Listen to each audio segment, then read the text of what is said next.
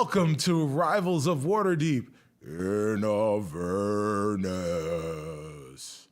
I am Cicero Holmes, your DM, and before we get started, let's go around the table and announce our characters, who we are, our preferred, our pronouns, and I guess that's it. And we'll start in stage left. With Tanya. I was like, I'm not a stage kid. I was very confused. Hi, this is Tanya DePass, your ever grumpy paladin, struggling in Avernus. Celisa Stario. Celisa and I are both she, her. I'm Brandon Stennis. I play Ren Leodon. My pronouns are he, him for both me and Ren. Hello, my name is SurenaXMarie. I play Ashbourne, your half-elf ranger. Our pronouns are she, her, and I'm gonna stand up real quick. Hello. Yeah, buck, motherfucker. Can I say that? Am I allowed to say that? I mean, you did. I'm so sorry. You said it. I didn't know where that was gonna go. You said it. All you missed was yippee-ki-yay. Someone please clip that. I don't know if I could even say anything after The that. Jersey Driver, this was to fulfill one of our extra Yeah, life. we'll explain. Yes. Yeah. You'll figure it out. Actually, no explanation would be pretty good. Yeah, we should just like leave What? it. What are you talking about? What? Yeah, just how she looks. Right. I'm Shareef Jackson. I play Shaka, Tiefling Warlock, not a chicken. And our pronouns are he, him. And again, I am Cicero Holmes. I am your DM. I am also the extraordinary bard, Perrin Underbow, and all of your NPCs. Both Perrin and Cicero's pronouns are he, him. But the NPCs, we don't know. Don't know. So as you notice, our table is the same size, but the amount of people around the table is a little bit smaller by one. That is because the incomparable Carlos Luna, aka Carlos Crits on Twitter, is currently raising money for the charity Take This with his good friends over at Roll20 in Roll20 Con.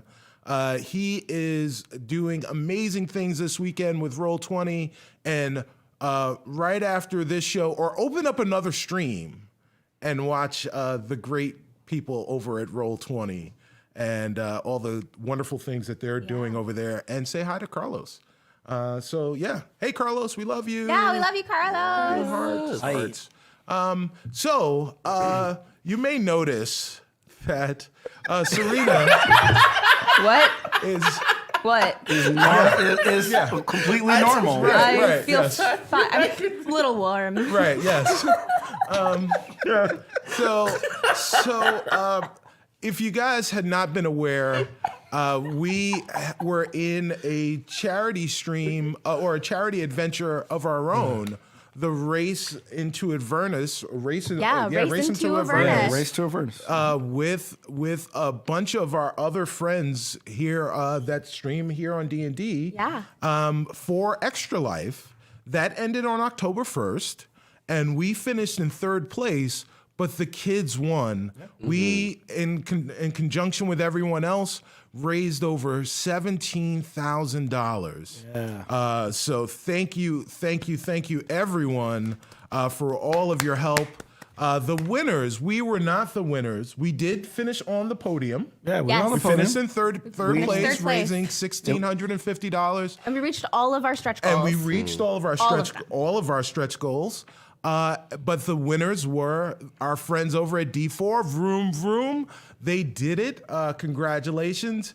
And one of our stretch goals was that Surena would dress as an abyssal chicken. Chicky Kaye, mother cluckers. For the children! It's for the children. Yeah. And I just can't. It's amazing. I feel it's the best day of my life. So I guess I feel very underdressed being next to her. Yeah. So just a quick rundown of some of our stretch goals. One of them was Surena dressing like an abyssal chicken.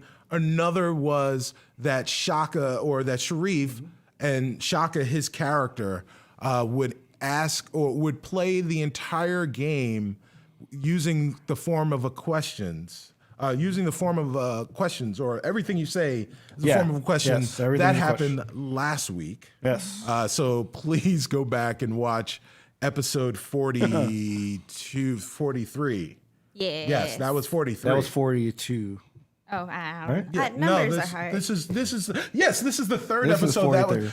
this is so that was episode 42. Yes, the episode before this one. Yeah. I only know because I do the clips in the podcast. So I know. So definitely check that out. And another stretch goal was that Perrin Underbow would perform an original poem. So that may be coming up real soon. And another stretch goal was that we will eat. Spicy D&D. You guys, I have created a dungeon, and during this dungeon, we will eat hot wings. Very, very hot wings. Yes. And I will take us through a visceral exploration of hell. And you're welcome, world. Yeah. 'cause- You're not supposed to be smiling What? and like happy when you're saying No, that. it's gonna be super the fun. torture. What are you talking about? The torture is don't like very, spicy very, things, so this is gonna be interesting. very, very really will be fulfilling for the for the torturer. Yes. And it's Okay. it's painful for the torturer. I'm looking forward to it. So this is going to be really, really great. And last but not least, the king of the tangents, Carlos Luna, will create his very own tangent-filled pop culture podcast just for all of you. So I can't wait for that to happen. His dream. His podcast dream. This is his podcast dream. So again,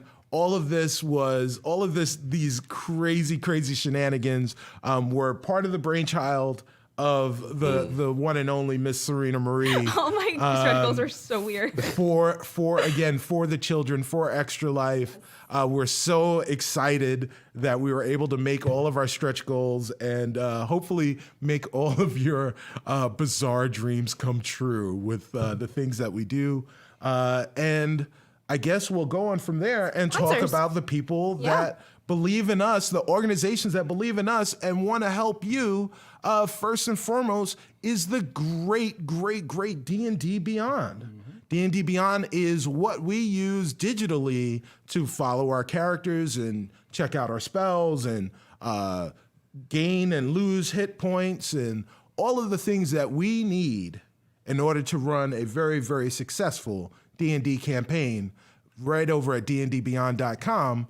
And we used to have a discount code, but now we don't have a discount code. We've got giveaways. And we've got a giveaway this week for you. So somewhere in the chat, there will be a code, some kind of key phrase that if you're in the chat right now, you can enter that key phrase when that key phrase is announced and have a chance to win a legendary bundle from D&D Beyond. So thanks to our friends over at D&D Beyond for sponsoring us and providing that legendary bundle. We are also sponsored by our friends over at Wormwood, and we're sponsored by our friends over at Level Up Dice. So if you guys like what our dice or our dice trays and dice vaults that you see here, make sure you check out Wormwood and Level Up Dice respectively to check them out. But I want to give a special shout out to one of our newest sponsors. They're great friends of ours. They make incredible stuff. Sometimes digital is great, but you want to be old school. You want to have that tactile feel. You want to use the Rook and the Raven. Look at this. Look at what they do here. The Rook and the Raven. They make beautiful, beautiful books. Look at that art right there. And if you want beautiful books with all sorts of wonderful sheets and things that you can use to play in your adventures, and they have all sorts of inserts, make sure you go to therookandtheраven.com/rivals to check out what they've got and save 15% on your order. So make sure you check them out. You can use Rivals at your checkout and save 15%. Therookandtheraven.com. waterdeep.com/rivals. So, guys, those are the sponsors. We've paid our bills. Have we? Now, I haven't. I haven't. no, we paid our bills. Now you're going to pay some dues. Dang. Oh. Wow. Yeah. Yeah. So, Oh boy. so guys, are we ready for a recap? Yeah. Yes. All right, here Because we I'd go. love to know what happened to me. Yeah. All right. Previously on Rivals of Waterdeep. Whoosh. Well, guys, what happened? Okay. We had a good talk with Chukka. Chukka. Chukka Yeah. about Chuck. Chuck. Different from Shaka. Shaka. All right. And he basically said that they would make us, gave us options for infernal war machines. That's right. That's right. And we chose two Tormentors. tormentors. Right. Although Ash really does want a motorcycle. Yeah, that's the called the Devil's Devil's Ride. The Devil's Ride. So Yes, bad. Yes. Yeah. Yeah. Yeah, and Shaka convinced Chuck to essentially give us the machines as a sponsor, like a sponsorship. Yes. Like, Yeah. like we're advertising for him. Yes. Paid you in know. exposure. Yeah, exactly. We're gonna look like a NASCAR car with stuff all on the Right. Yeah. Yeah. So yeah. So not only has the gang decided that they want two tormentors. These are like the mid-size infernal war machines, but you're getting them with cup holders.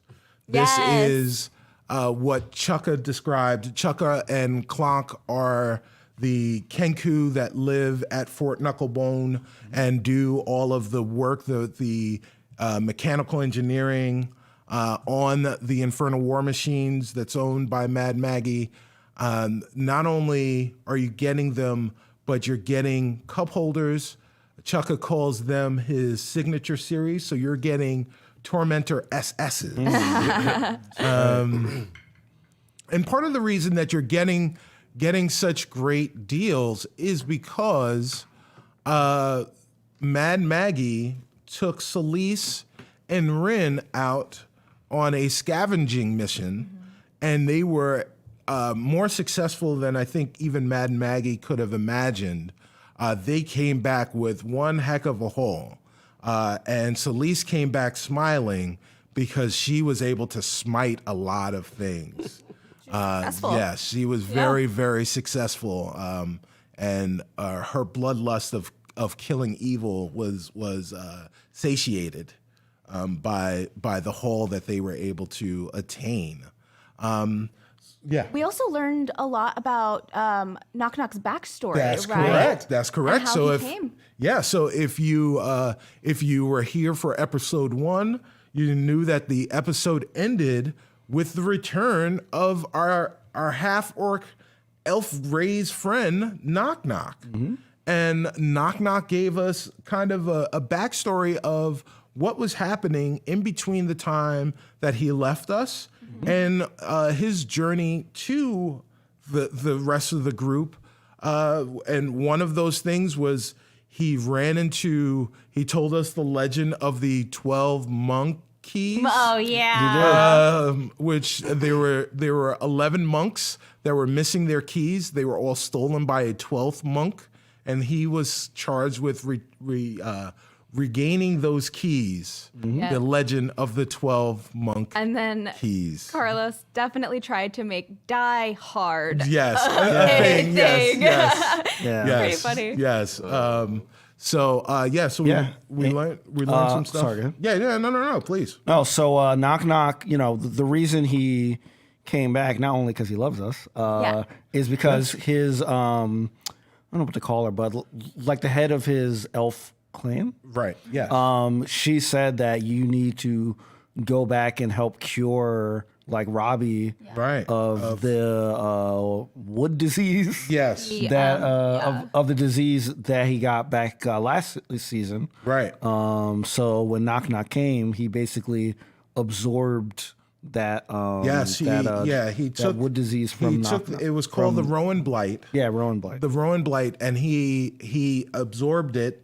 Exactly right. He absorbed it from Robbie, and now Knock Knock has it. Knock Knock's life force was broken down, taken down by 20 years. Yes. That's part of the results of the curse. And what Knock Knock is going to do is what he was charged with doing was taking the curse back to his clan, and they were going to remove the curse from the land. Right. So they knew how to do that, and that's what Knock Knock was supposed to do. But he was supposed to meet you guys at Troll Skull Manor, find you guys, take the curse, and go back. But now he is also stuck in Avernus with you guys, and he is going to now take up the mantle with the rest of you to go, wherever you need to go to get back to Faerun, so that he can finish his mission. So all of you guys are stuck together yet again. It is like it's the gang back together again. We're all here. Plus Robbie. Yeah, Plus the newest Robbie, member so- of our friendship club. So this is great. And I mean that was pretty much it. And you guys during that time, Chukka and Clonk put you guys to work, helping to build. Now that we knew what infernal war machines you wanted, they put you guys to work. Helping to build those infernal war machines. Yeah, a couple other important things. Yeah. One, Lulu told us a lot about the history of right. Avernus. Yes. And how Zariel was basically a celestial that went bad. Yes. Essentially. Yes. And that war that other people were like talking about, I'm assuming is a war. Well, we don't know the details, but we know that Zariel is a major factor in it. And we ended basically, we have to bring Lil Smoke to the Wandering Emporium. That's right. For his residency. For his residency. And Perrin is going to perform. That's part of the deal. Perform. Perrin's going to perform one night only at the Wandering Emporium with Lil Smoke. So you learned a lot about Avernus. Learned that Avernus was a lush land, and then Zariel brought war to the land, and that's where you are right now.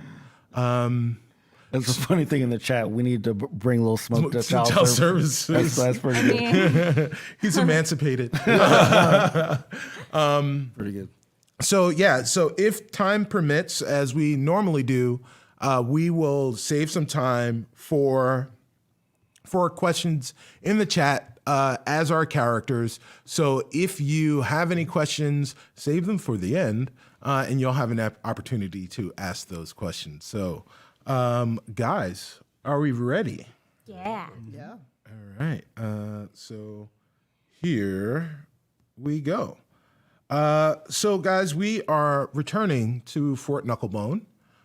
If you're watching this, we're coming from the dark sky, the reddish sky of Avernus, and we're dropping down directly over Fort Knucklebone, and we're panning down. And as we're panning down, we see all of our heroes kind of working feverishly for just little things, but we see Chukka and Clonk and Robbie and Knock Knock and Ash and Chips and Shaka and even now Rin and Celise and Perrin, just kind of all around.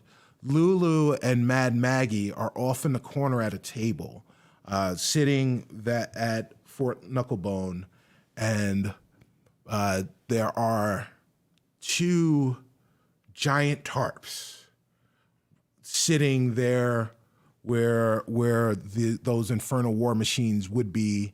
You see them, you know that they're there, and Chukka looks at everybody and says, "It's time for the big reveal. Yeah, I'm really excited about this.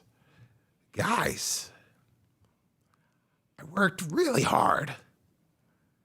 I want to show you the Tormentor SS." And he grabs the the tarp off of one of them, and it is displayed before you. That's amazing! Oh, I like it. We get that? That's ours? Oh my gosh! So the Tormentor SS is, it has, it's very sleek in the front, but there are spikes that point out in the front, like it's like if something came right at it, it would be impaled. And then there are spikes by the tires, but they're just above the tires, so they don't hit the tires and puncture them. Then right, it's heavily shielded.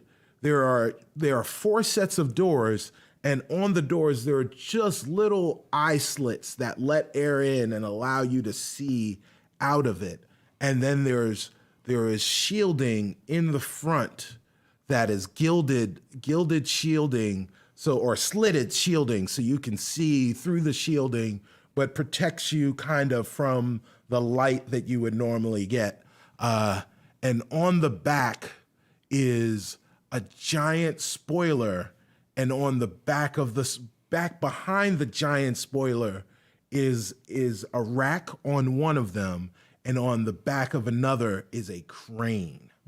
Like you can, grab something and pick it up. Oh, like a claw machine game? Yes, like a claw machine game. Hopefully not, because those are notoriously bad at picking things I'm up. actually, fun fact about me, I'm really good at those. No, you're not. Yes, I am. Because, It's impossible. No, well, I am very good at them. The house always wins. I grew up in a bar, so I used to play that all day. That's a all whole nother day. podcast. That's a whole nother podcast. Grows up in a bar, revisiting my childhood. Yeah. So, what do you guys say? Thank you. Chukka, this is incredible. Rin and I cannot wait to drive this. Oh my God, this is it's like my dream has come true. Yeah. And Celeste, can I drive this? No. Yeah. I've been so excited in these Inferno war machines. There's and 2. Can I drive that one too? Yeah, you could drive one, I could drive one, right? Can I drive them both? You're this. Somehow. I'm not. I'm 5'6". Yeah. Okay, I will. Wait, hold on.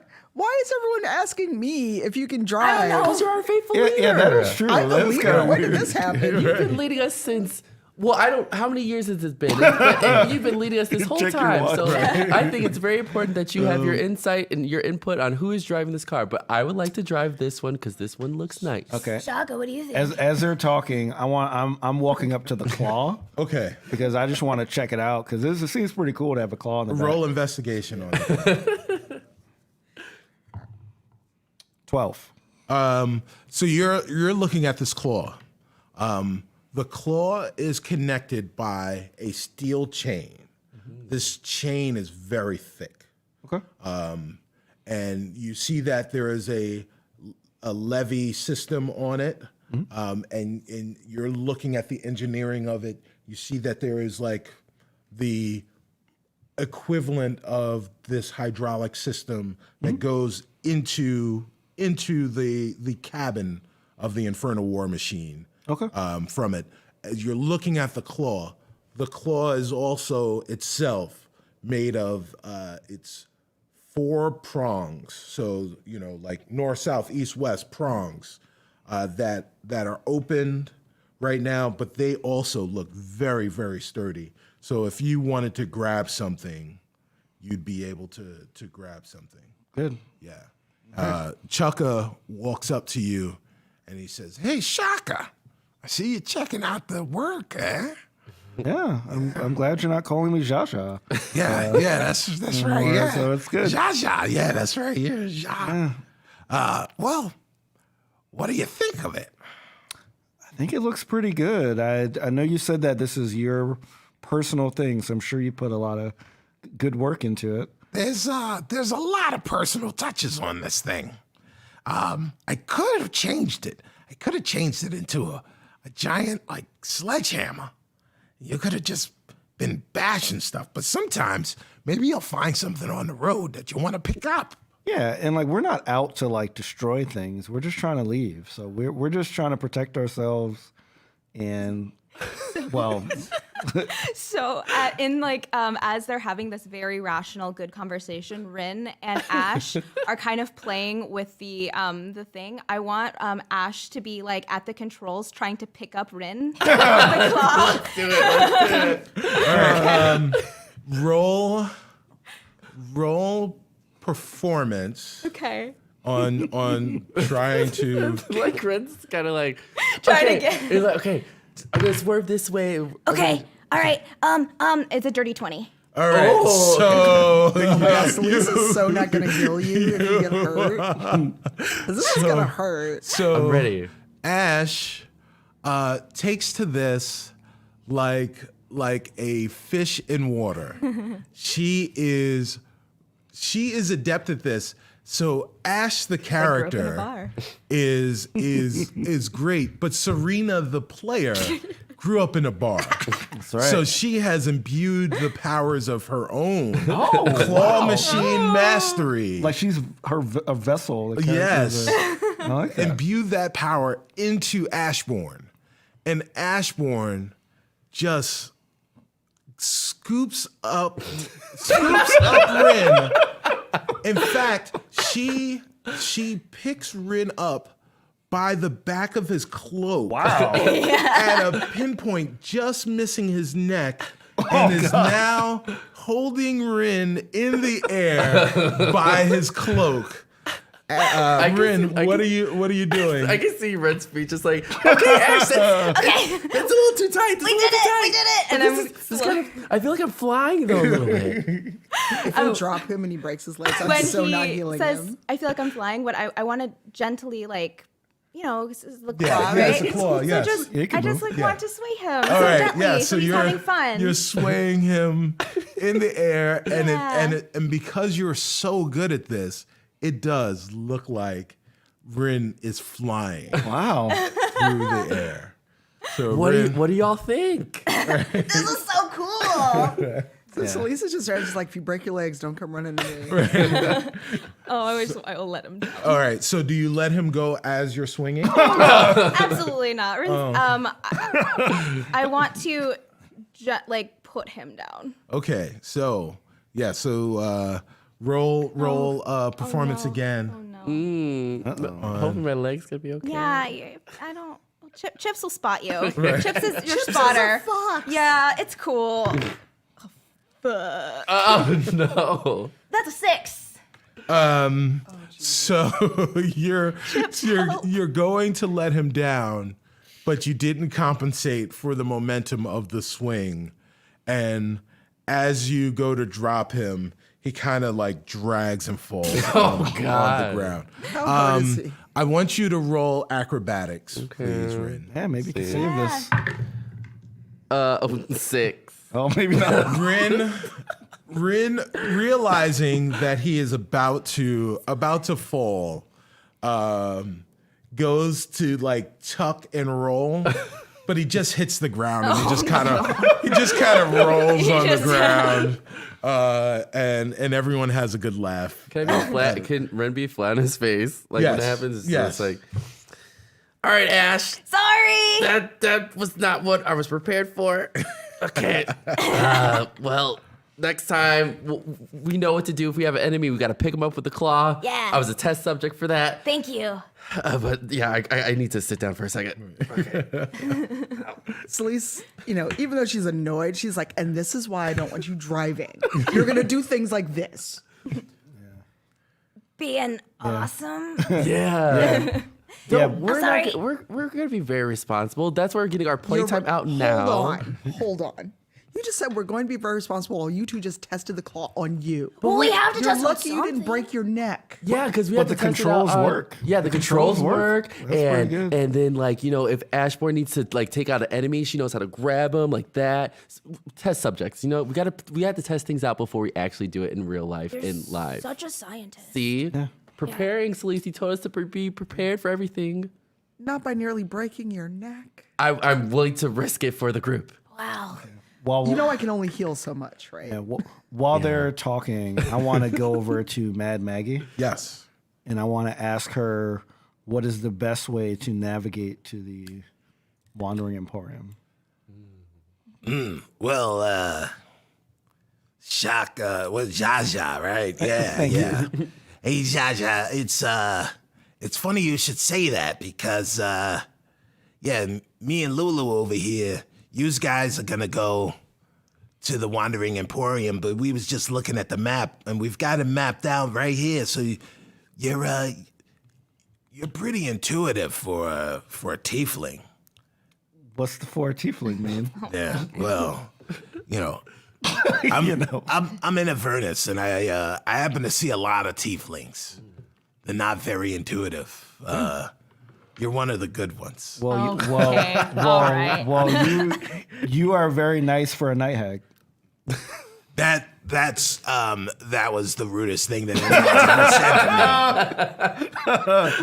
Yeah, that's great. That's great to hear. But you know what? It's okay. It's neither here nor there. Your friends over here, the paladin and the elf, they did amazing work. Let me tell you, amazing work. I don't know what you guys do before, but wow, they did the work and they did it unbelievably efficiently. And that means that I'm able to give you guys exactly what you wanted. And because the work was so good, I can even pay you. Oh. And she pulls out 2 giant bags. Inside these giant bags are the soul coins that you guys accumulated, both Rin and Celise, while you were out with Mad Maggie, the Night Hag. There's something that you guys know about Mad Maggie. Mad Maggie is, she's got a lot of bravado. She's definitely very skilled at running Fort Knucklebone, but she's not one to be trifled with.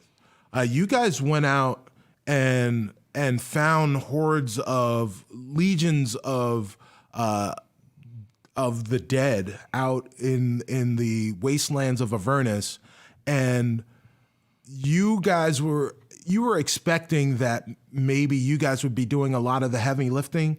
Mad Maggie more than held her own, and at times it seemed like she was holding back and letting you guys do that. Both of you roll a perception, please, Rin and Celise.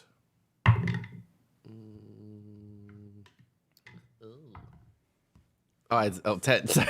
Yeah, no problem. Sorry, I was trying to do something on the fly. Yeah, no problem. Perception, you say? Yes, perception. Perception, 17. the act of perceiving. 17. Rin, you definitely were surprised because Mad Maggie seems very old. She's kind of overweight. She seems like she moves pretty slowly, except for when she's fighting. If you guys remember, what was that? Attack of the Clones, the Star Wars film. There was a showdown between Yoda and who was Count that? Dooku. Count Dooku. And Yoda, when he pulls out his lightsaber, he just starts going off. Yeah. And then as soon as he takes his lightsaber back, or he gets turns back it in off, like he a- goes back and he's back on his cane, hunched over Yeah. on his cane. That's kind of what it looked like to you. Celise, you understand that this is someone who is incredibly powerful. And she definitely could have gone out here on her own, and you could see that she definitely has gone out on her own, and she's done pretty well going out on her own and collecting soul coins. But she was happy for the help from you guys. But you know that if you guys were on the other side of Mad Maggie, you're not exactly sure what would happen at the end of that. So you've got a newfound respect for who Mad Maggie is as a fighter. But Maggie, we come back now. Mad Maggie is holding these 2 bags of soul coins, and she says, "You guys did great. So here, This is yours. And she tosses one of the bags of soul coins towards who's going to try and catch it. All right, so Lisa's going to try and catch it. Roll acrobatics. It's like my worst stat. Your dex is low. You don't know that as a character. Wow. You cursed me. Can I take Bardic? Right. What'd you get? I only got 6. Okay, So it beats me. right. So the bag hits you in the chest, Ooh. and it bounces. Well, it hits you in the chest. You're wearing your armor. I know, but still a bag of coins. Right. Yeah. It hits you in the chest. You brush back against it a little, and the bag falls to the ground, and it opens up a little. There are soul coins bursting out of this. This is a huge sack of soul coins. So you guys have a bunch. You're ready to go. Cool. And Mad Maggie looks at all of you and says, All right. Yeah, you got your tormentors, and I gotta tell you, Chucka must really like you. Chucka doesn't like anybody. He must really like you because he's done some special stuff in here. Let's kind of go over some of the things that you got in here. and she goes and she opens the door to one of the tormentors, the one with the claw on the back, and she sits there and she goes, Okay, here you go. Here's the driver's side. And yeah, you got your controls, you got your accelerator, you've got a brake, although I don't know why you would want to be braking. But here's your accelerator, here's your ignition, and it's just a coin slot. here's the ignition, and then you push this button to start it right there. Yeah, I'm gonna put a coin in right now. She puts a soul coin in. This'll last you about 24 hours in this thing. And you just push the button. And she pushes the button, and it starts to shake a little, and then it goes.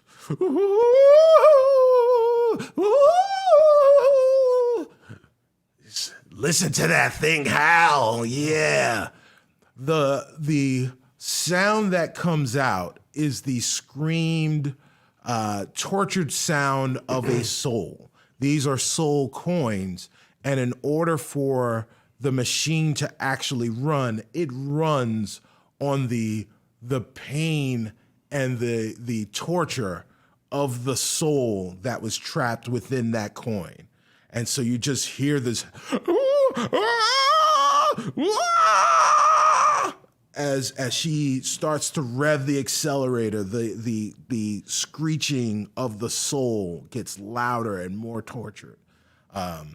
Yeah, I love the howl of a beautiful infernal war machine. There's nothing like it, let me tell you. Oh, that is why the best infernal war machines come from Mad Maggie's.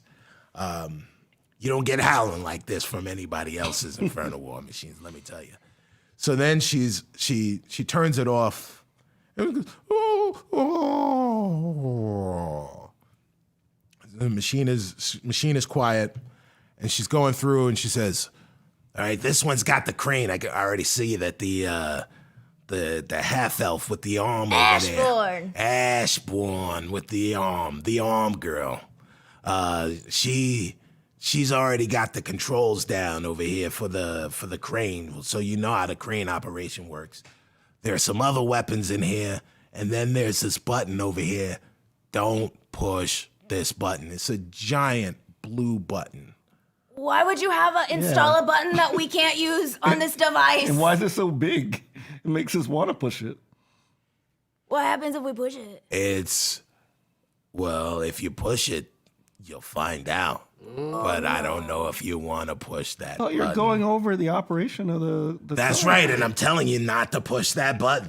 Sometimes there are buttons that you have that are just for emergencies. Oh, it's an emergency button. An emergency So button. if we're in danger, we should push that button. Maybe. Okay. Maybe. Okay, where is a button, like if we're normally operating the car, Right. is the button near, like is it off So the corner, button, or is the it- button is so if you're imagining a motor vehicle, Right. right?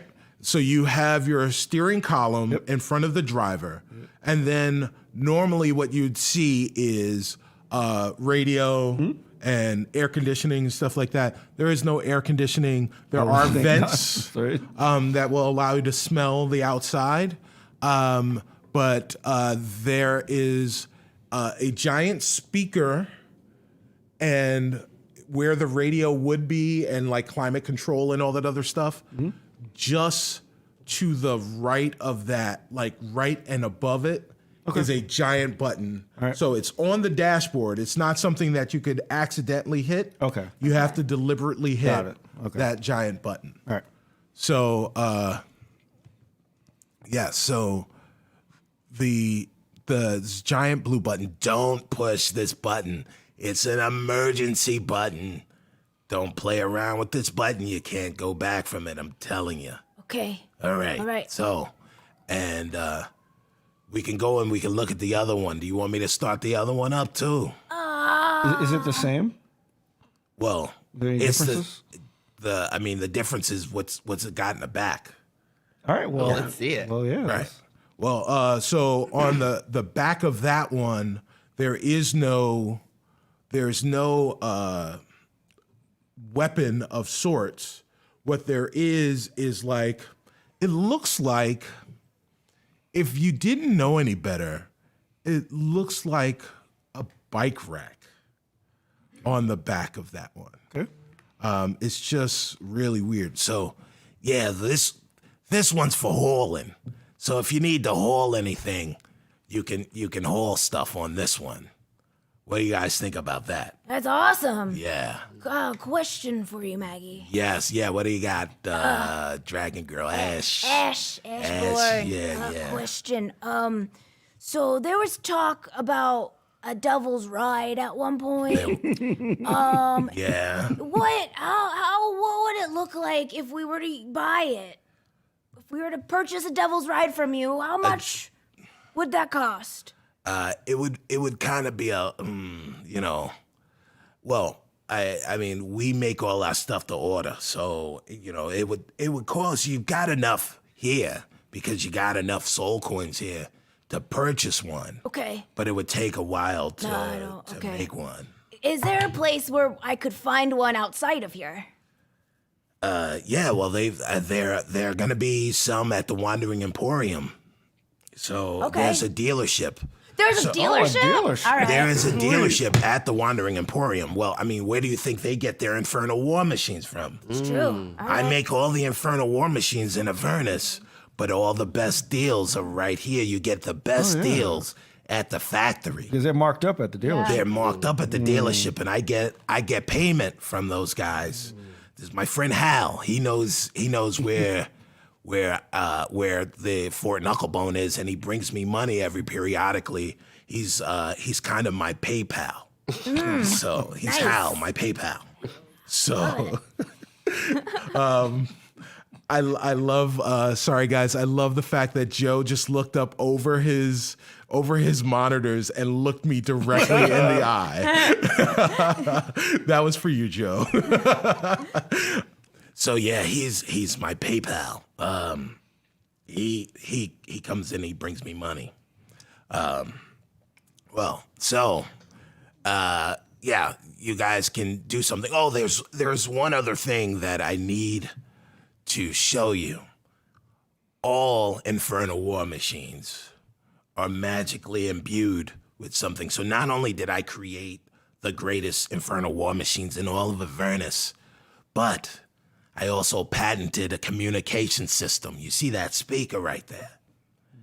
That's, all of these have been magically imbued, and they're attuned to the people that are riding together. So if you're riding in a caravan, you can speak to each other.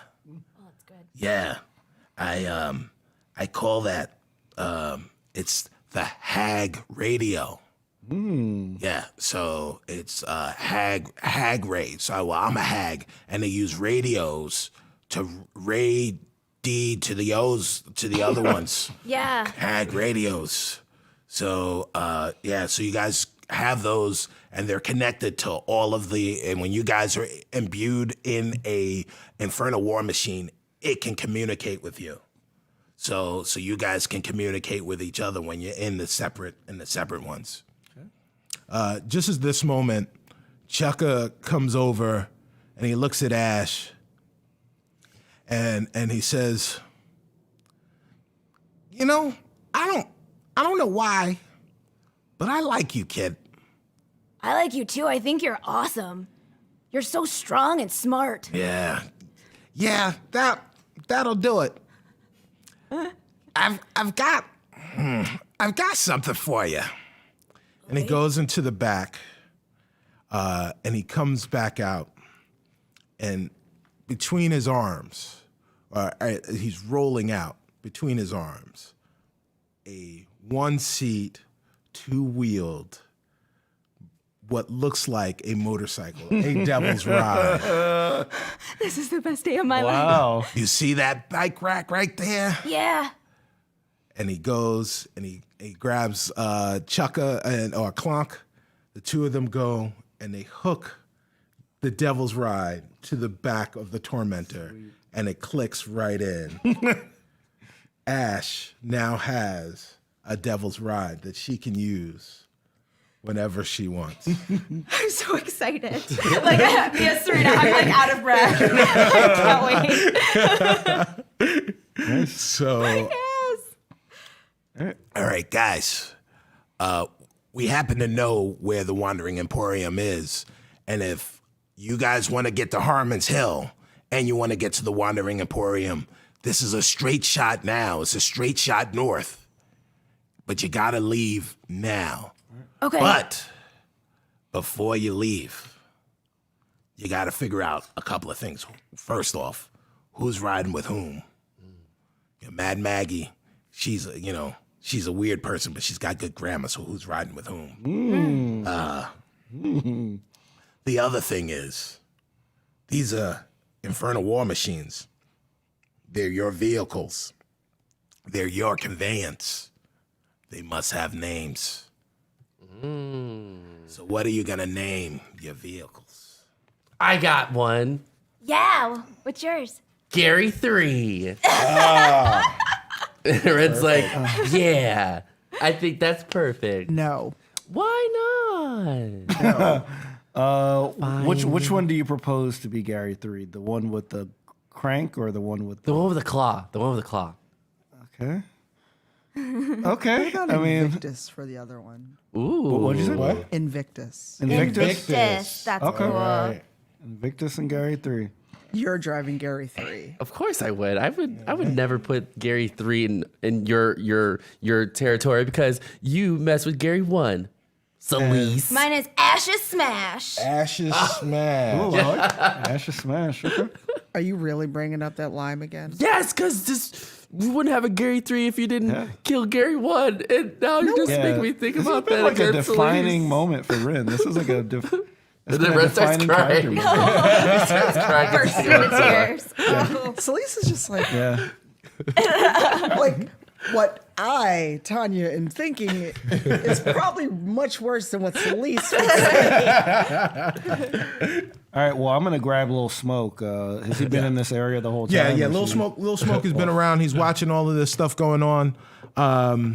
So you guys now have to decide who is going to ride with whom, and then you'll be on your way. So who is going to ride in Gary 3?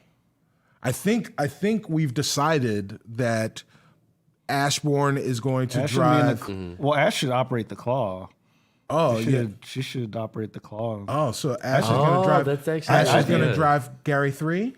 I think No, that- Gary 3 is the one with the rat. No, Gary 3 is the one with the Oh, claw. I'm sorry. Yeah. Okay. Yeah. I mean, I could, because of my my rangerness, I have natural explorer, which prevents me from getting lost. Yes. So I was thinking of driving my devil's ride in front of the tormentors and being okay. like the navigator Okay. to get us where Oh, we that'd want be to go. good. Oh, Yeah. I like that. All right. So Be careful. Ash is driving Ash's Smash. So with Chukka and Clonk, you pick up your Devil's Ride, Ash's Smash. Yeah. And you get on it. Yes. And they show you how to use it.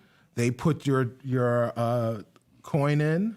Wow. And you start it up. Do we have helmets? You yes. You We could have a cool helmet. yes. So you have your helmet is metal and bronze, but it looks like an abyssal chicken. It's exactly what you're wearing right now. Like a metal version of that. Yes. That is Oh yes. that is your helmet.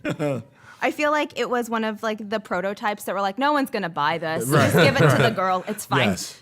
So so you start up your bike.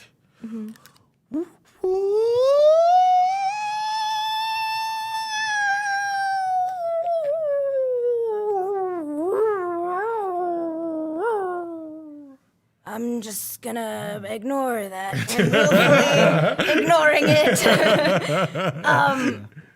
And I'd like to see if, along with that helmet, can I have a mini chicken helmet for Chips? Yeah, yes, 100%, 100%. Okay, I just want to make sure everybody's safe. Thank you. So, But yeah. So who is riding in Gary 3? Gary 3, Yeah. Rin is driving Gary 3. are Robbie and Knock Knock Yeah. going? Robbie and Knock Knock are Little going. smoke too.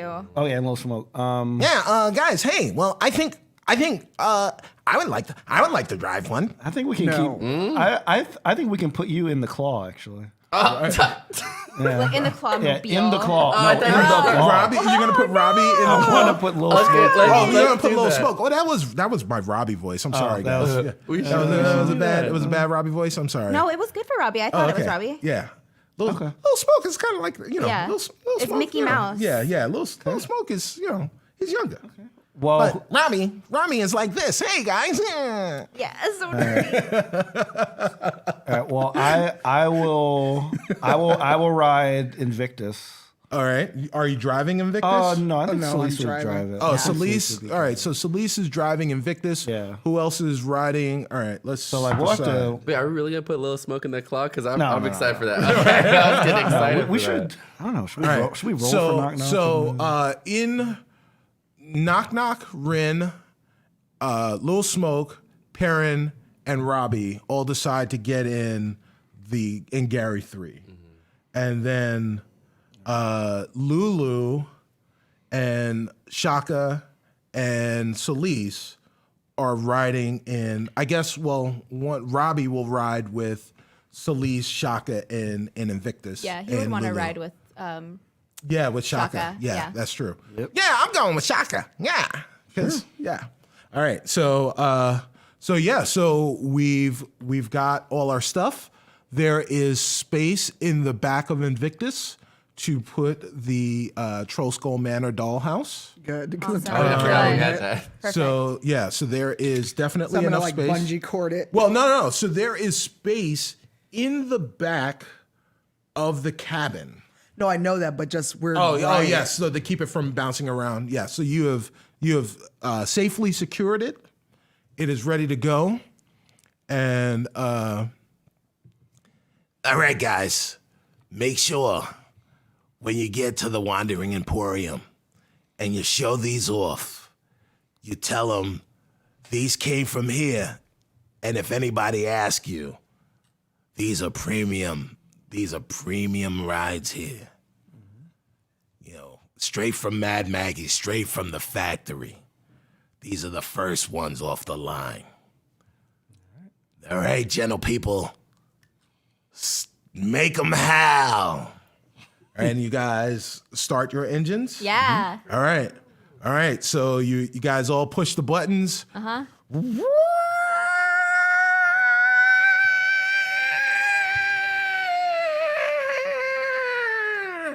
And you spin around in all of your infernal war machines.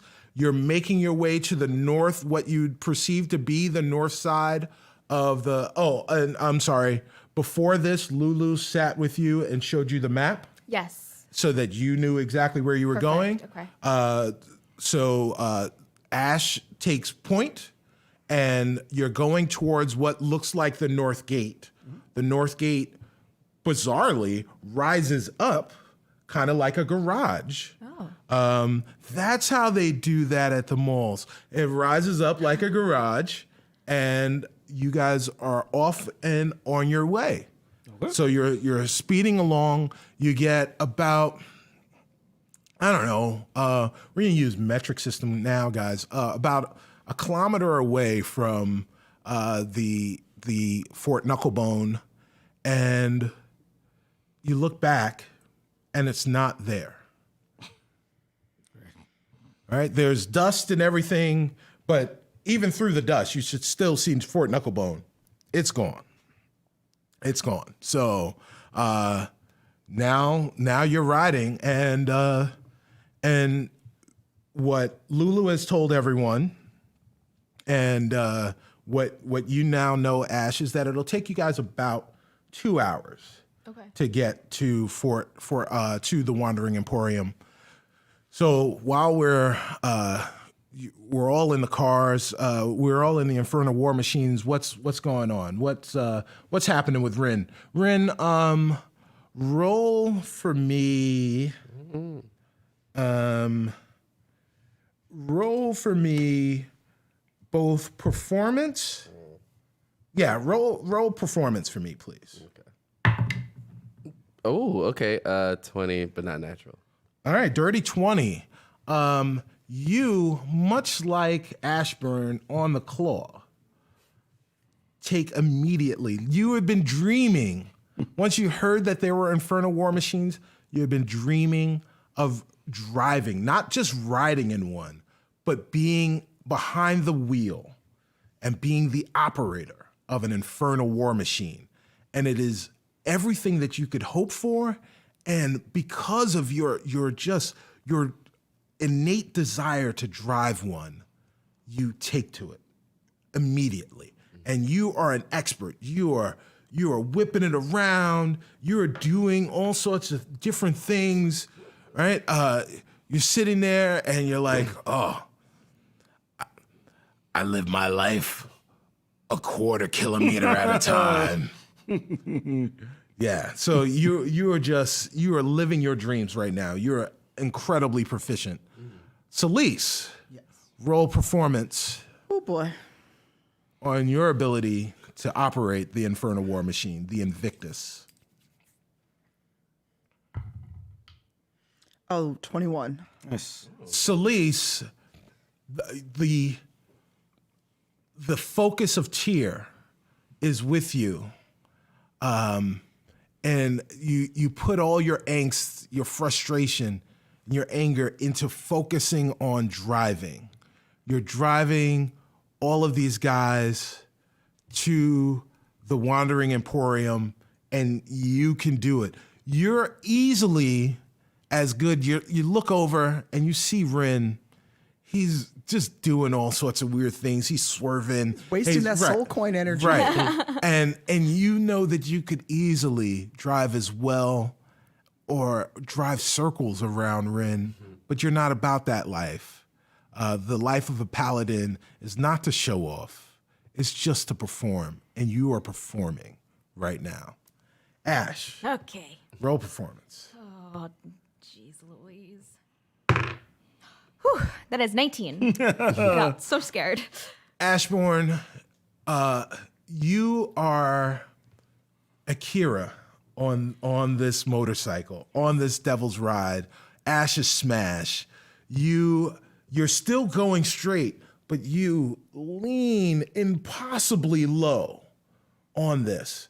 And then you lean impossibly low on the other side, but you're still going straight. It should not be like this. It should be physically impossible, but you are making it happen. You are amazing, amazing on this devil's ride. It too is everything that you could have hoped for. Ash's smash is just like another part of your body. It is everything that you ever wanted. What's going on inside the cabin? What is everybody talking about? I'll say Shaka is going to ask Celise, because he's still a little worried about exactly what they had to do, what Celise and Rin had to do with Mad Maggie, like how they got all those soul coins. So Shaka says, Celise, did you did you make sure that you were actually killing bad people when you were out there? Because y'all came back with a lot of soul coins, and it makes it seem like I don't know what happened. Just tell me what happened. So Celise is like concentrating on driving, so she's kind of no. She looks at Shaka. She's like, "We're in Avernus. Nice people don't go to Avernus. Well, we're here. We're not dead." I know. I'm just worried. I'm worried. I haven't seen y'all. I just know how much it took us to get one soul coin originally. And You were with Mad Maggie. She's a powerhouse. Okay. All right. I mean, I trust you and Ren for sure. I just want to make sure that you weren't out there just slaughtering Look. mindlessly. So I'm a paladin, Yeah, she's a paladin. and if I had slaughtered that many innocent people, would Tyr come to my aid? I don't think so. No, man, Tyr wouldn't come to her aid. But we've Come seen on, Shaka. we've seen Rin show up wanting to murder people with kitchen knives, just wanting to murder us because he didn't believe we were real. Yeah, but that's Ren. See, and he won't let the lime go. What's with the lime? Yeah, he must have had something happen in his childhood. I don't know. Maybe he What? did he have scurvy? Does he have something about He limes? needs He citrus. might have scurvy. I don't know. It's just like it was fruit. It was fruit, and we had to sacrifice to get out. Yeah, it was a nice puzzle though. I wonder who designed it. It was pretty, it was pretty nice. I mean, it was a great puzzle, and it reminded me of something from my youth called Simon. Nice. But it was the fruit or us, man. Yeah, no, I get it. No, I mean we've been through a lot, and sorry, I wasn't trying to question your judgment. I'm just. I mean, we're in Avernus. Yeah. It's not like before when you were like, "Give me the box." Oh, whoa, yes, yes, I was under a spell. Yeah. Also, I'm glad I can talk in statements right now. For some reason, previously I last felt week? like I had to ask questions. I don't know why. Were you stuck and like, did someone cast a spell on you? I was just really curious. Overly curious. So, okay. All right, good. But Shaka, I trust you that if I'm not okay, that if you think something's wrong, that you'll speak up. I will, for sure. Because you know about the ring. The others might know about it. They might have paid attention. I don't know. But you know about the ring. And being here is super hard for me. There's temptation to do wrong all around us. So Well, thank you, Celise. I appreciate it. you're welcome. That was beautiful, guys. So now we're going to cut to the Gary 3. And inside the Gary 3, Little Smoke is looking at everyone, and he, who's sitting in the front passenger seat? Who's sitting beside you, Rin? So there is Perrin, Knock Knock, Little Smoke, and you. I'd say Knock Knock is Knock Knock is sitting next to you. Little Smoke says, "Hey, Knock Knock." "Yeah, what do you want?" "Hey, hit the button. Hit the button." All right, so he hits the Hag radio button. Oh, I got oh my God. Right. Oh, we're gonna have an NPC. Right, yeah, hit the right. danger button. Oh, not the big blue button. That's the emergency button. Hit the Hag radio button. Right. So, oh, okay, yeah. I was gonna push the button because it's blue and everything is red around here. So I just, I don't know. So he hits the button, and I'm sorry, guys. So Little Smoke says, hey, is this thing on? Oh, hey, I just want to let you guys know that I'm really excited for my show tonight, and I'm gonna try and see if I can get some tickets for you guys, because there's a lot of you. I don't know. You're the star, though. Right? Can you just, like, get us in? Do we even need tickets? You just sneak us in. No, you're gonna the show is better when you're sitting. You know, as you're sitting in the stands, it's, you know, backstage, you never really get to see anything. So I'm gonna try and get you guys some tickets, but when we get there. So Our job is to drop you off. But we could see a show, though, right? Yeah, Perrin's gonna be in the show. Yeah, Perrin's gonna be in the show. Our job is to drop you off. I Well, know Perrin's going to be in the show. right. Well, if you want to be in the show, or if you want to see the show, you can see the show. Well, Perrin's gonna open up the show for me, so you guys could see the show. Okay. Well, but if you don't see the show, would you want to hear what me and Perrin have worked out? Yeah. Is there any way I can? Is there any way I can turn the speaker on our side off? Is there any way? Can I smite the speaker? Because like I know they're magically imbued, Yes. but is there a magical mute button? A magical Magically mute button muted. so they can think we're listening? Because Shaka does not want to hear this. Oh, all right. Well, But if I'm forced to hear it, roll investigation on the speaker. all right. Okay. 18. You find as you get closer to the speaker, you feel energy on the side of the speaker. There is a volume control. Ooh. That it's a old school like slider. Okay. And you can slide it up and down for volume control. Okay. So Then I'm gonna say, sure, we'd love to hear what you guys are working on. All right, that's great. And then I start to slide down the volume on our side. and Robbie's like, Oh man, wait. Oh yeah, Robbie is like the biggest little smoke Right. fan. Wait, I can't wait to hear this. And then I'll say Robbie will probably try to sit next to me. Yeah. So I'm Yeah. sitting next to him. Right. I'm trying to elbow him on the side. Oh, yeah. Me and Shaka really want to hear this. Oh man, this is gonna be great. Well, Slisa's totally gonna pull mom voice, like no distractions while I'm driving. And turns it off. all right. So she turns it off, and the other guys are unaware, and Little Smoke's like, All right, Perrin, why don't you set us off? and Perrin looks at everybody and he goes, Okay, well, just in case you don't get into the show, I figured maybe I'd give you a little taste of what it is that I'm going to do tonight. So, ladies and gentlemen, get ready to power up. and he sits back, he gets ready, there's a beat in his head, and he starts. Ba-doom, ka, ba-doom, boom, ka, ba-doom, ka, ba-doom, boom, ka. Power up, power up. Oh, wait a minute. Power up, power up.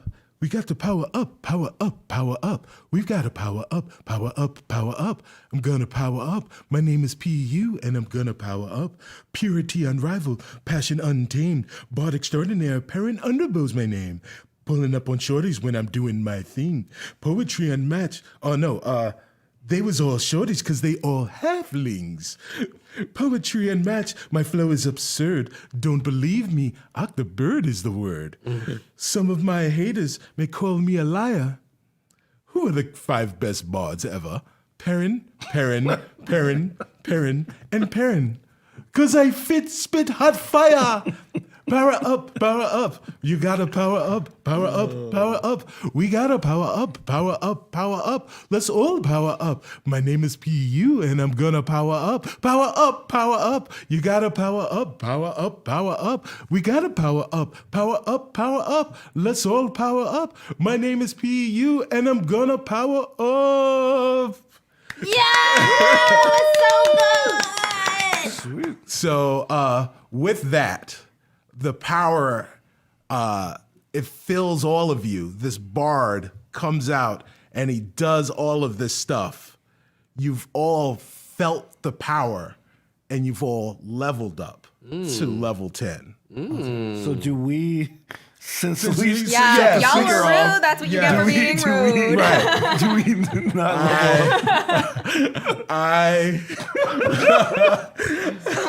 So this is the part where the DM should have forewarned us. Hey, well, hey, I mean, look, I can't stop you from doing what you're going to do. I will say that you didn't hear it, but you felt something. There was something that you felt in the great proximity of everyone. You're looking ahead and you see Ash on her Ash's smash, and she raises her hands and she does the Kermit hands. And at that same time, you feel a power, and you feel the power inside of you growing. And you guys are all level 10. All right. Nice. Yeah. Double digits. Double digits. So a couple minutes go by. You're all kind of feeling jazzed, and even over the house, which are muffled because you're inside and the insulation is very good. Bizarrely, in these infernal war machines, you hear the rumble. You feel the ground start to shake, and you look off in the distance, and unmistakably, almost taking up the entirety of the horizon, is this monstrosity of, it looks like if an infernal war machine gave birth to other infernal war machines that had to grow and, were just eggs. Like if your machine was the egg of a machine, this would be the mama. This would be the granddaddy of them all. You're looking at the Wandering Emporium. There are just, instead of wheels, there are these giant tracks that just go across just almost like 1.5 kilometers in length. And it just stretches as far as the eye can see. And it almost looks like it touches the sky. It's gotta be 70 feet high. It's just humongous. And as you're getting closer, you hear, well, at least 2 of the machines hear something over the hag radio. Who's approaching? This is Mahadi's Wandering Emporium. Who is that approaching? What's going on? And who's going to answer the call? This is Ashbourne aboard the Ash's Smash. We are here to drop off a very important celebrity. Copy that, Asher Smash. Who is celebrity? The celebrity is Lil Smoke. You might hear him from a lot of cool mixtapes. He has a residency. A residency? Yep. Yeah. So then you hear Lil Smoke say, yeah, it's me, Lil Smoke. I'm here. I'm gonna be at what is it? Mahadi Square Garden. Yeah, Mahadi Square Garden at the music hall. Mahadi's music hall. Yeah, I've got 3 months stay there. Copy that. Copy that. Lil Smoke. Yes. Oh yeah, I have heard about that. I did see the marquee. In fact, I was trying to get tickets, but they were already sold out. Yeah, so you guys can come in on Bay 4. Bay 4? Yeah, Bay 4, copy. We're ready to pull in. All right, make sure you pull in. Here we go. And you guys are now approaching the just incredible Wandering Emporium.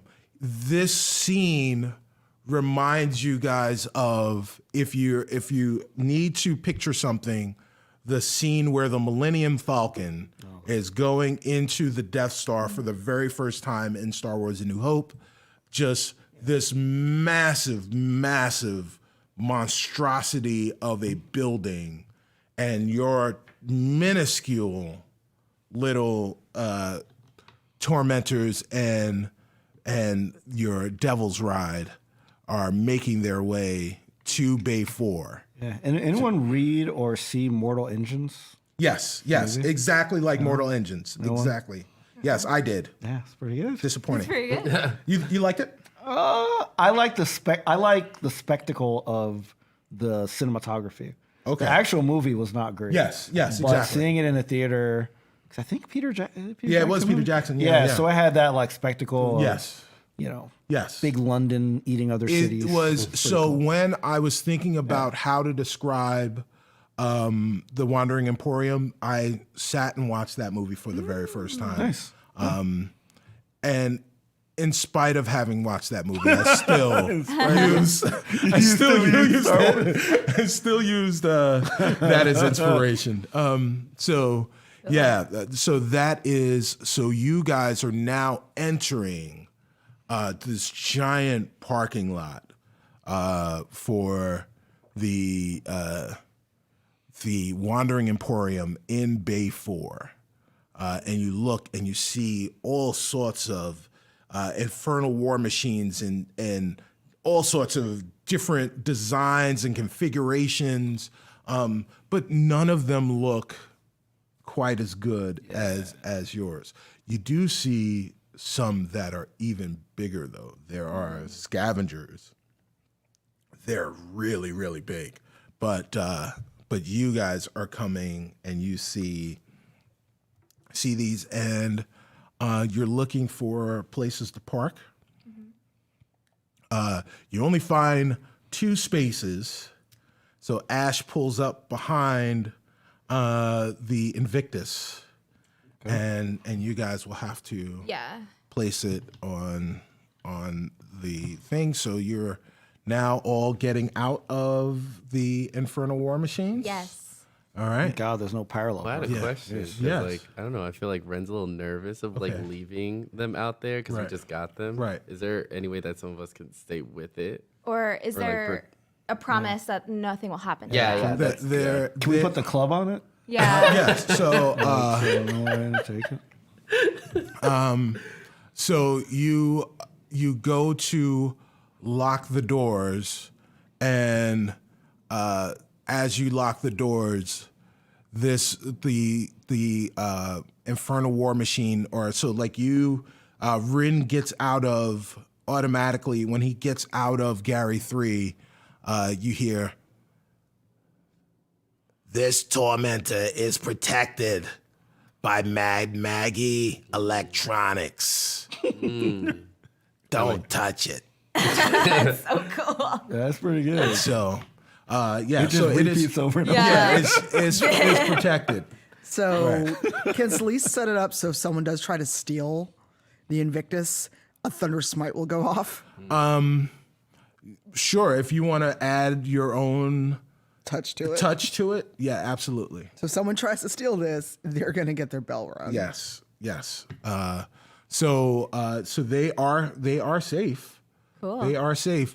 When you get out, Robbie sits and he looks up and he says, "Hey guys, remember we're at Devil's Breath 32. Devil's Breath 32. Got Devil's it. Breath 32. That's where we're parked. We got to remember that because, these places are really big. And, sometimes you'll just forget where you parked, and then you'll have to walk around all the time, and maybe you'll have to go to the bathroom and you'll be carrying stuff. And then all of a sudden you won't know where you're going. And then you get stuck and you're just sitting around all the time. The whole time you're just sitting there and just,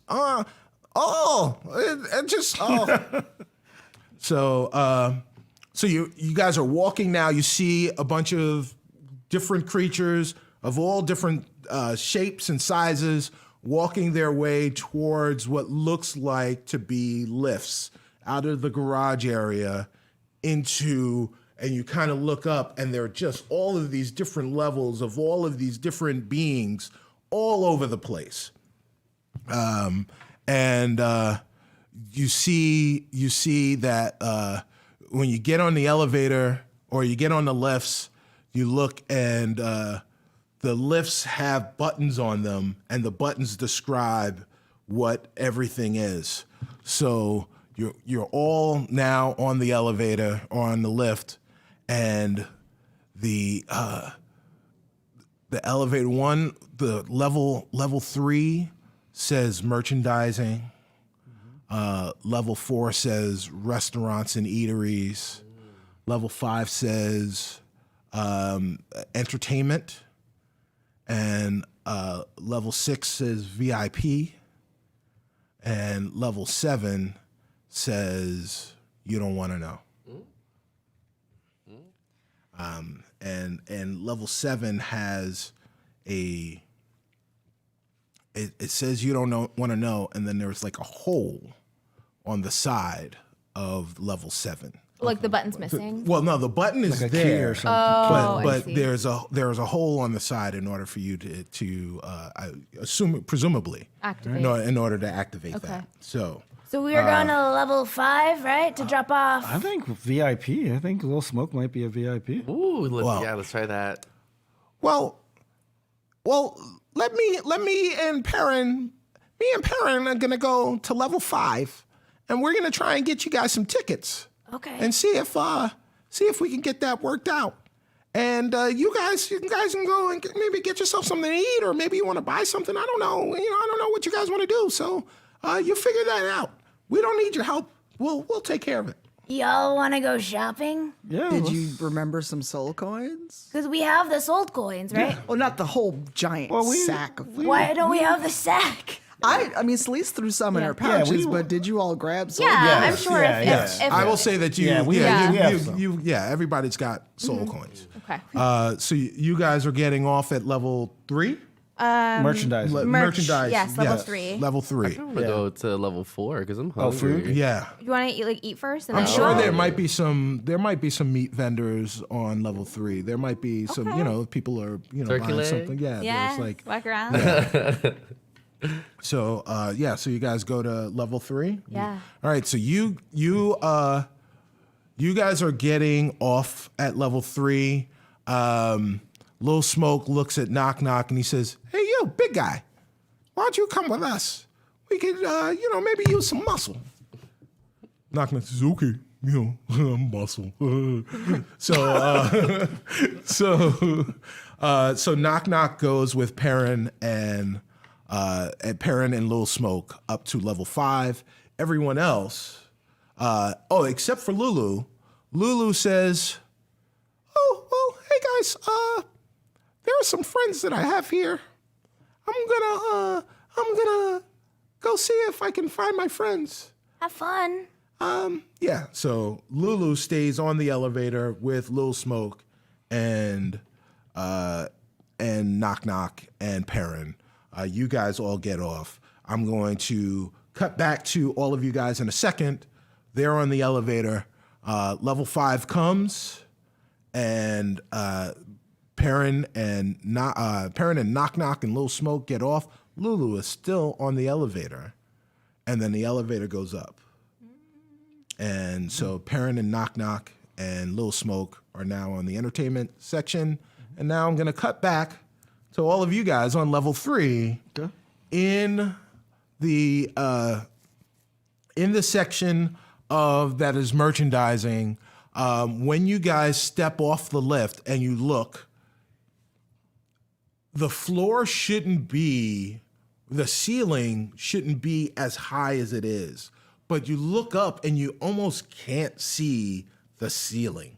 This place is humongous. It is sprawling. The outside of the Wandering Emporium seems impossibly big, but now that you're inside, it seems even bigger. Like it doesn't even seem possible. But here you are.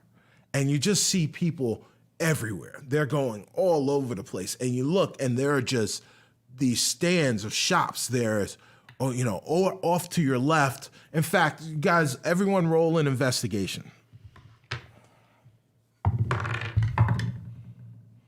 12. 14. 17. Oh my gosh. 19. All right. So all of you see all of the same things. So you look off to your left and you see an armorer, right? This person's got armor. And then right around the corner is a weapons vendor. And then you look a little bit further and you smell just all sorts of cooked meats. You look deeper down the first aisle and you can hear the cluck and kind of see the heads of abyssal chickens. There is an abyssal chicken farm right here in the merchandising area. It is amazing. There's all sorts of stuff happening here. Where do you guys want to go? Okay. I'm going to the armory and then I'll eat. Yeah, I want to go to Armory. Yeah, I'm gonna go to the armory too. Oh. Wait, armory has all the equipment, right? There's an armorer, and then right next door Yeah. to the armorer, there seems to be some weapons. Okay. Cool. Right. Yeah, I'll go over to the weapons. Okay.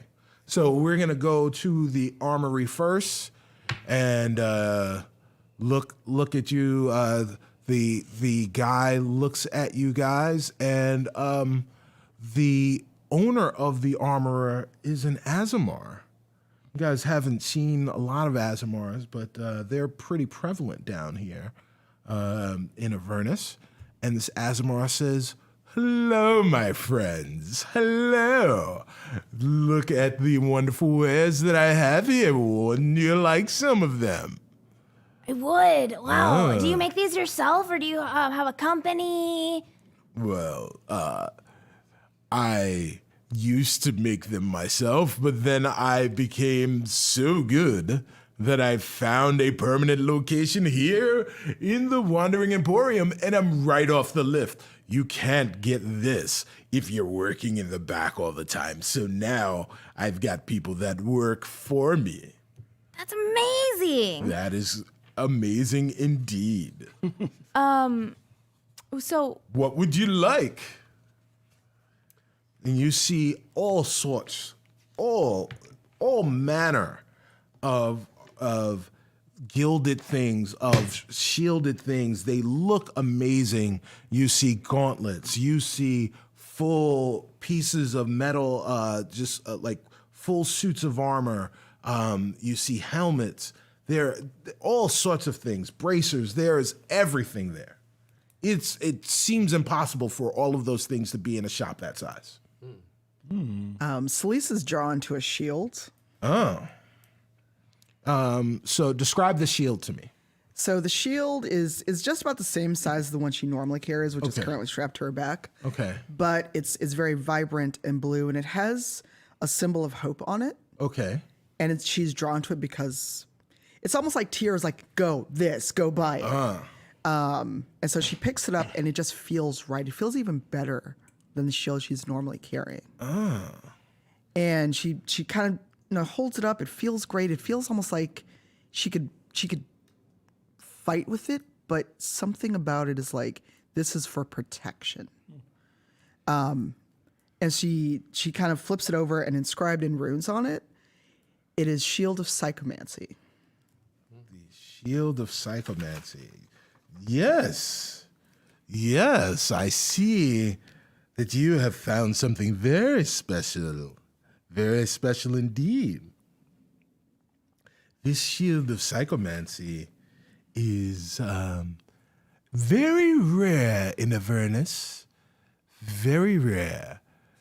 Then, when things are very rare, they seem to cost a little bit more. I don't make the rules. I just enforce them. So when you say costs more, what do you mean? Well, normally, a shield of this size would cost 3 soul coins. But this shield is very rare. It is very special. It shouldn't even be in Avernus. The shield will cost you 12 soul. Can I try to either haggle or intimidate? You can try either of those things. Why don't you try? I'm gonna try intimidate. I'm gonna try persuasion. Persuasion. That I would advise against intimidation, but yes. So persuasion is a recommended course of action. Out of character, I've got a +7 on both. So Okay, go for it. Siri apparently wants to say hi. Oh yeah. 19. Oh well. Okay. So what do you say? I appreciate the craftsmanship, but don't you think 4 times the usual cost is a bit steep? Think of it as me taking it out of your hands since it shouldn't even be here. I'll give you 7.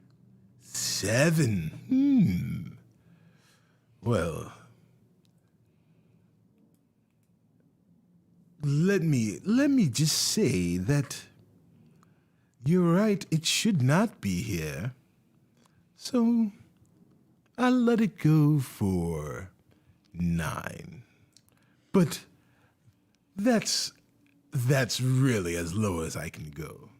9, you said. 9 soul coins. That's still a fantastic price. I guarantee you will not see another one like this anywhere else.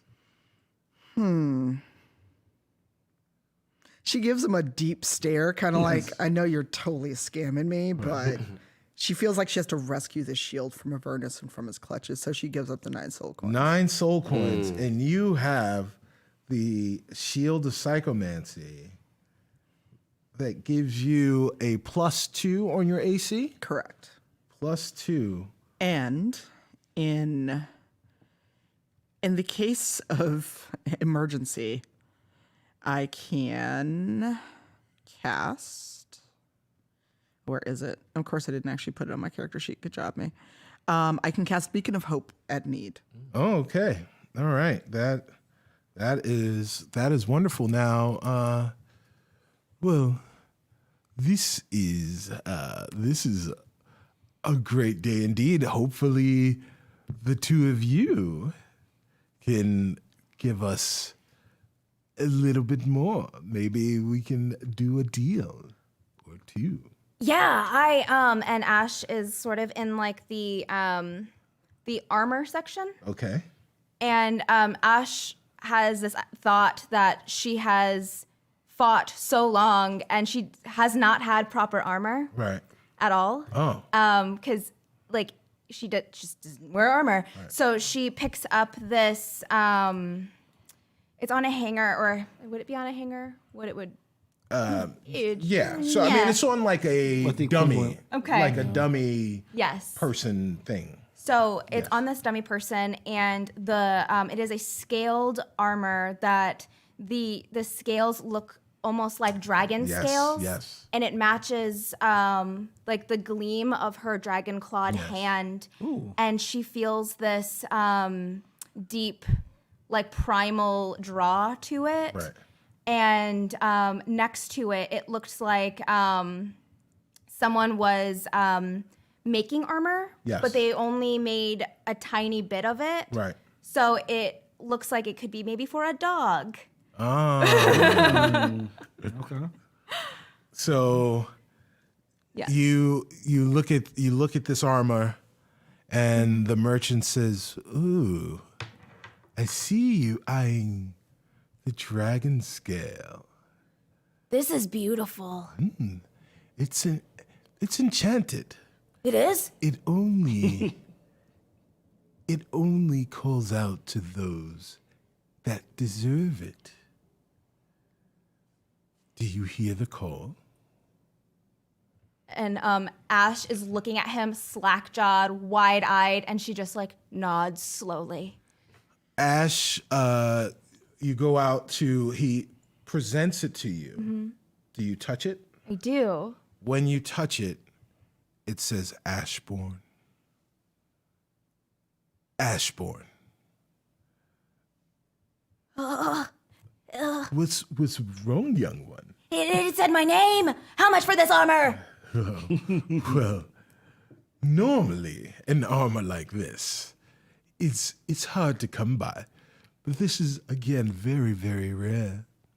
So normally something like this full armor, would cost 5 soul coins.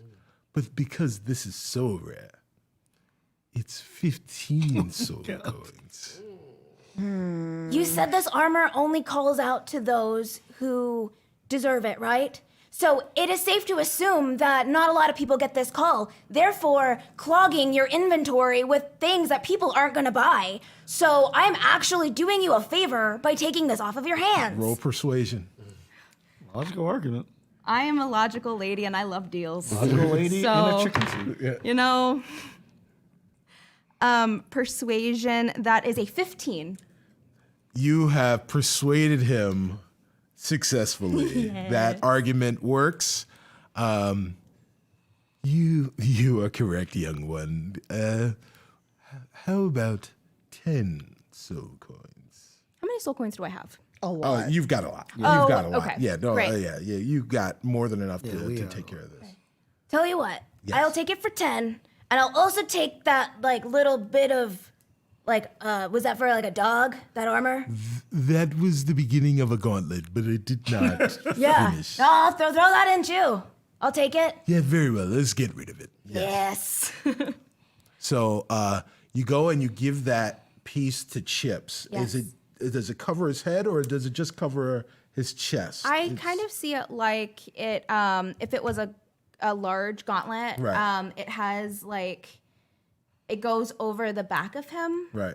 Like, and he's able to like wear it on his chest. So like his little arms Yes. stick out in the front, the Right. 2 little armholes. Right. And so it's like a shirt. Yes. Okay. Yeah. So it goes around. It goes around Chips, and it seems to constrict just a little, not to hurt, but to fit firmly. Ash, do you put on the armor now that you bought it? Yes. As soon as you put it on, it seemed like you weren't sure if the fit would be right. The fit is perfect. It is perfect. This is like your new set of skin, and it matches your arm to a T. Wow. To a T. The color is exactly the same. You now have +3 to your AC. Oh, sweet. And Ash is doing that thing like when someone gets like a new clothes, clothes, they're yes. just kind of like Stretching it out, squishing yes, and looking in the yes. mirror. Yes. All right. Yeah. So, Rin, what are you? So, like, after witnessing Celise and Ashbourne having to haggle with this person, he's like, "Sir, I'm not gonna lie to you. I don't have much money currently. Much money. Well, maybe you should go to one of the other vendors.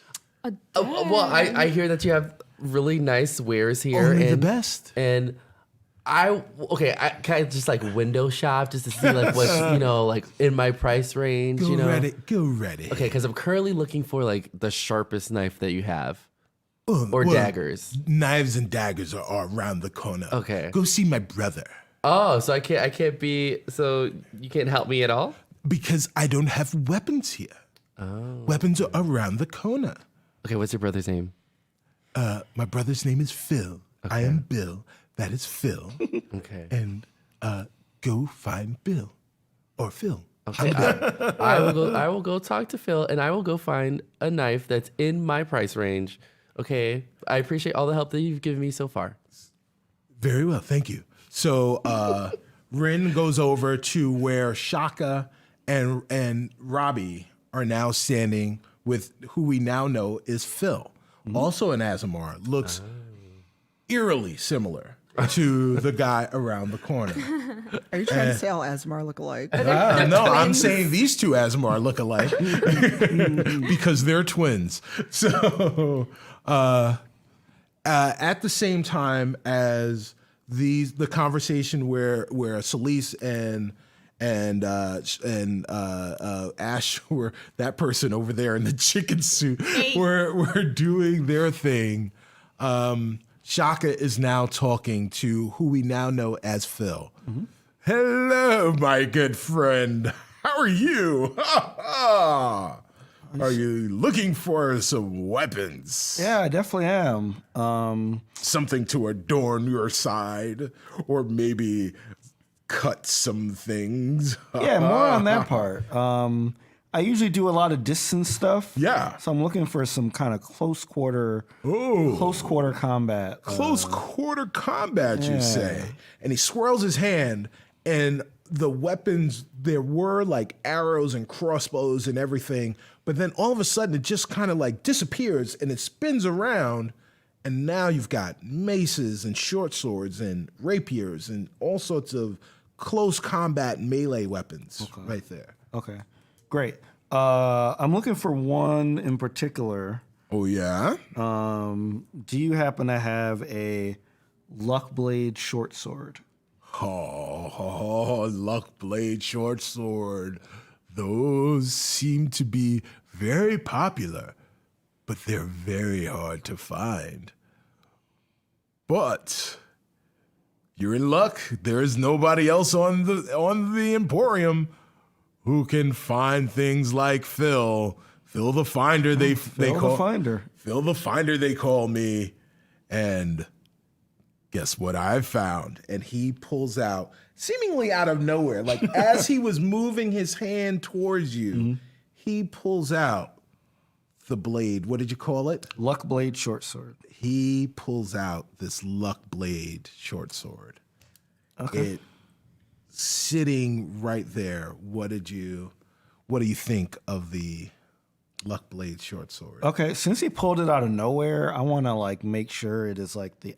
Can I tell it's the actual thing? Yeah. So, or can I investigate it? And pick it up.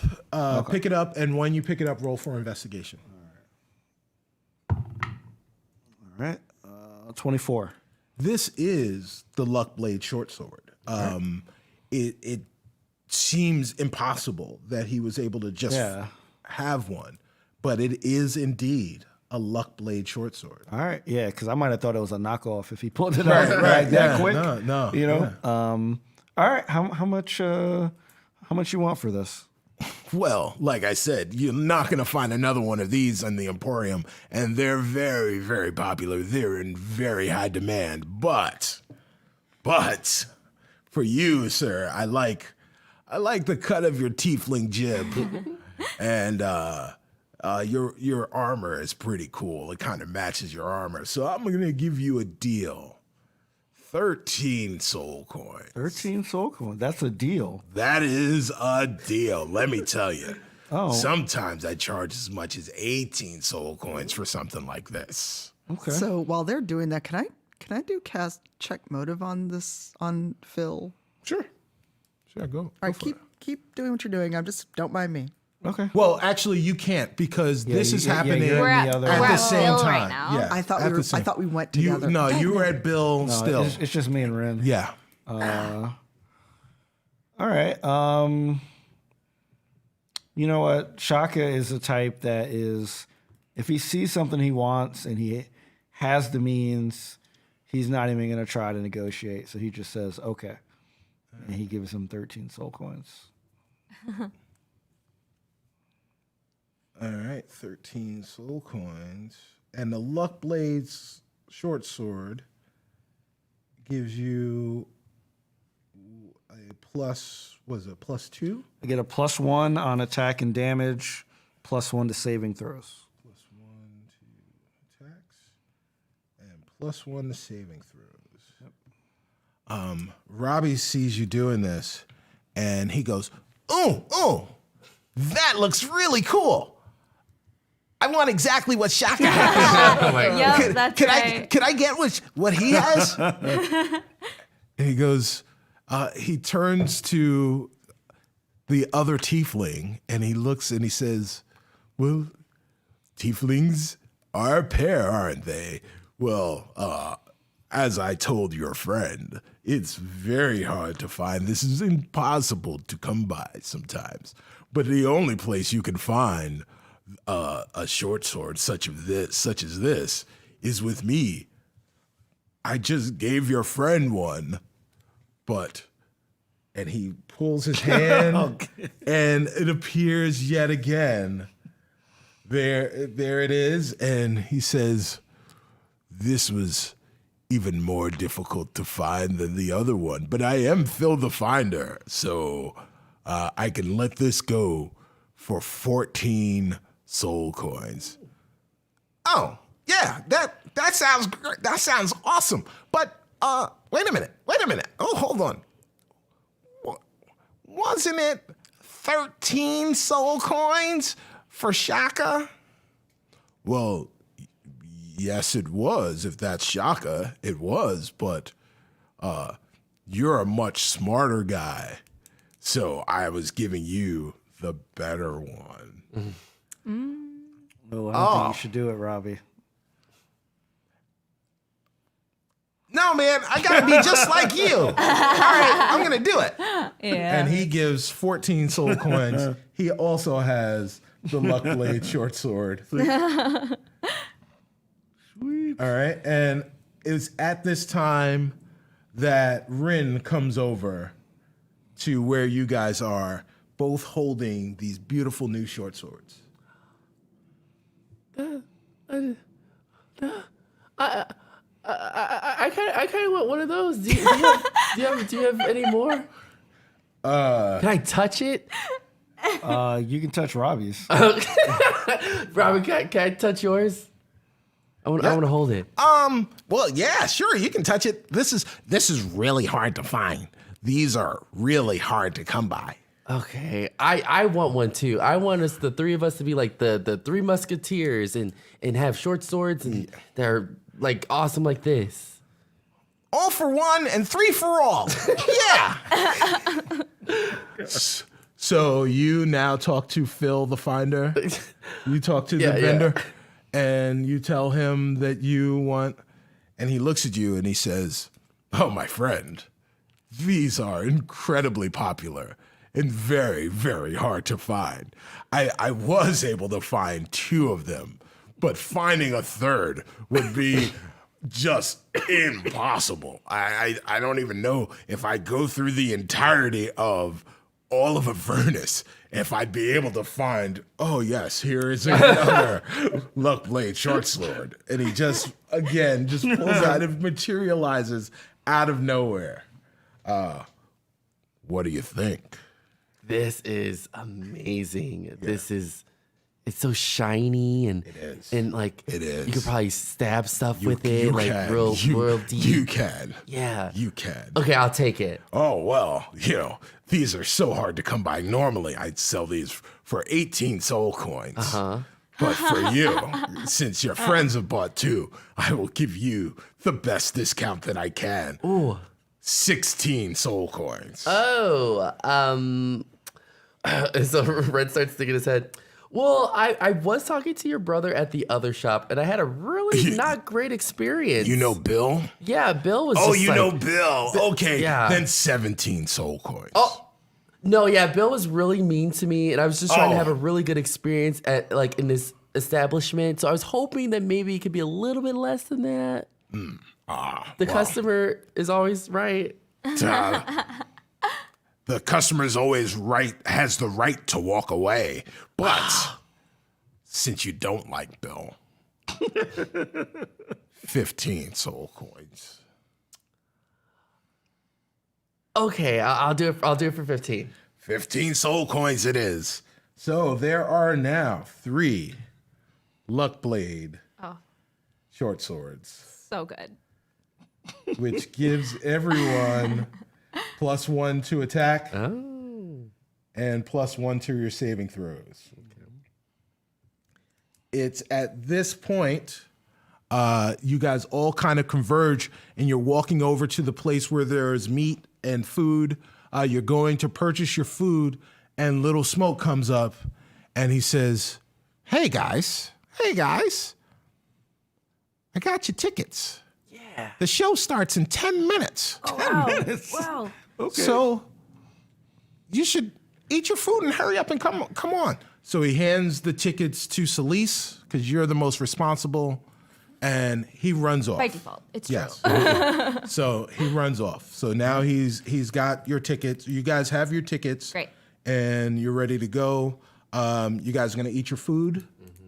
And then are you going to go up for the show? Yeah, we Yes, can't we miss a are. second. Yep. I'm Perrin's manager. I can't miss his performance. Yeah, you should be up there already. Bardic manager.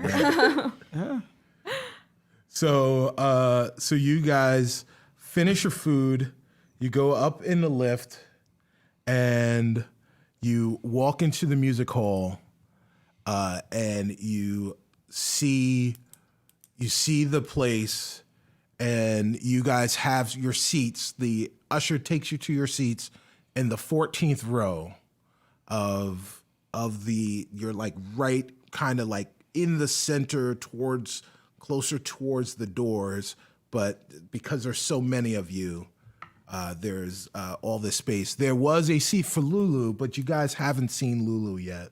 And the show is about to begin, and that's where we'll end it. End of episode. Oh, row 14. What good seats we have, Yeah. too. You all. Yeah, that's pretty good. Yeah. We can record it. So we don't have much time. I will say congratulations to Raven Sock Monkey. Raven Sock Monkey, who won our legendary bundle. Congratulations. That is great. So I will give you a couple of minutes for questions. Question number 1, Cicero, what does Mad Maggie's car logo look like? Well, all of the Inferno War machines has a picture of me blowing everybody a kiss. It's just like a pinup. Like I imagine like Yes. old, like an old Sailor school- Jerry. yes. This is like a Betty Boop. Yes, Yeah. yeah, Boop, absolutely, Mad absolutely is Mad Maggie in one of those old timey swimsuits. All right. Question for Celise: what has been the worst temptation so far? When driving the war machine to show up Ren. But actual temptation is to kind of leave the party and go try to fulfill her oath of vengeance because she feels like the person she's hunting down may be in Avernus. Question: does the Wandering Emporium validate parking? So All of the parking in the Wandering Emporium is free to customers and employees of the Wandering Emporium. There is no need to pay for parking.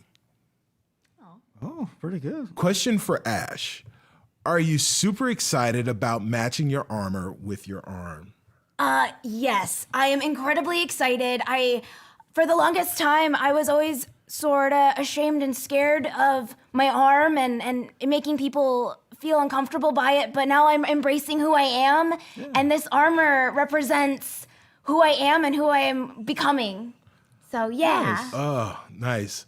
All right, we're going to do one last question. You guys, remember, you can continue these questions on the Twitter hashtag or on Twitter at Rivals Waterdeep and continue to ask us questions, and we will definitely answer them. But the last question for Ren and Ash: what are your driving records? Are any DUIs we should be aware of?